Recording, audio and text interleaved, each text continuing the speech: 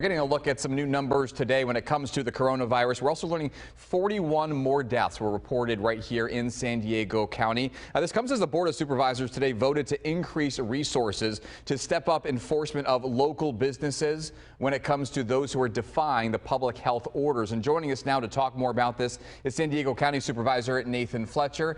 Supervisor, thank you as always for joining us. Can you tell us what steps exactly the county is taking right now to crack down on the businesses that continue to defy those orders? Yeah, Andrew, no one wants to be punitive. No one wants to be doing any of the things we're doing. But with our significant increase in cases, the impact on our hospitals, we've got to knock this thing back now. And the overwhelming majority of folks are following the rules. But those that aren't, there has to be an enforcement mechanism. It's only fair to those that are. And so last year, our board had three options for enforcement. They chose the lowest option. Today, a new board came back and chose the higher option. And so we will be increasing the number of enforcement teams. We will also shift from exclusively complaint-based to proactively going out and looking. And then the final thing is right now we simply go into places that aren't supposed to be open at all if they are open and enforce.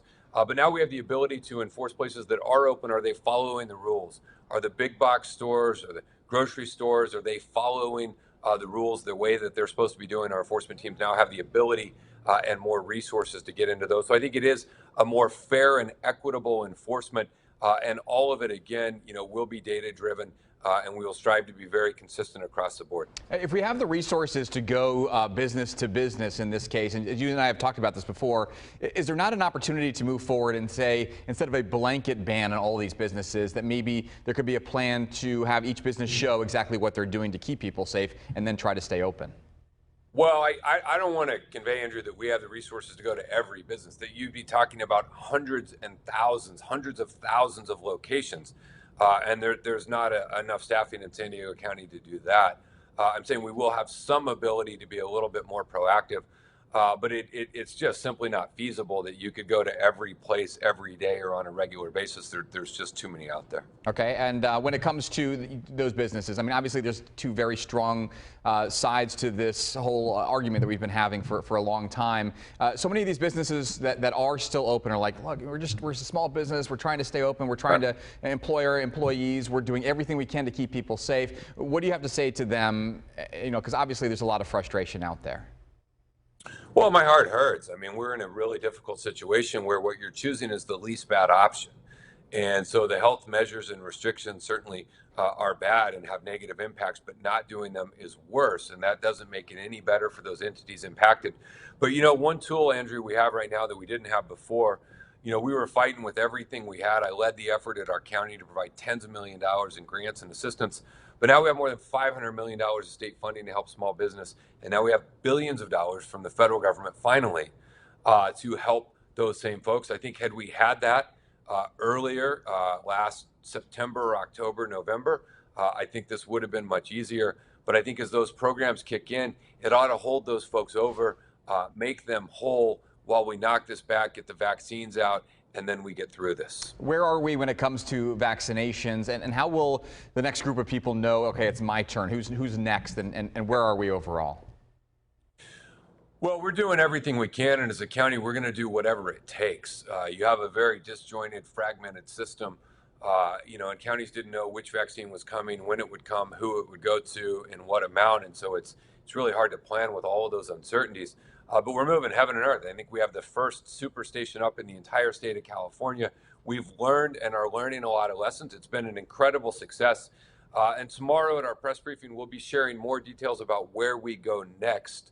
But again, there's still a lot of uncertainty about when we will get vaccines and in what quantity. But we're going to make an investment. The county's going to write a check. We've yet to receive $1 of funding for vaccine preparation or planning or distribution. But we're just going to do it because we think it's important that we do everything possible to make sure we can get as many vaccines in our county as possible. And when we get them, we can get them in arms. As it relates to the tiers, obviously, we've got to work through 1A. Those are healthcare workers. There may be some changes coming around 65 and older, and we'll follow whatever guidance comes out. But we've got about 500,000 people in 1A.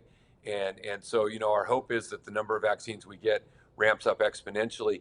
as we build out more infrastructure and capacity to be ready to put those in arms. Giving those numbers, is there like a guesstimate as to when we're able to move to 1B, or are we kind of at the mercy of when we get the doses that are necessary?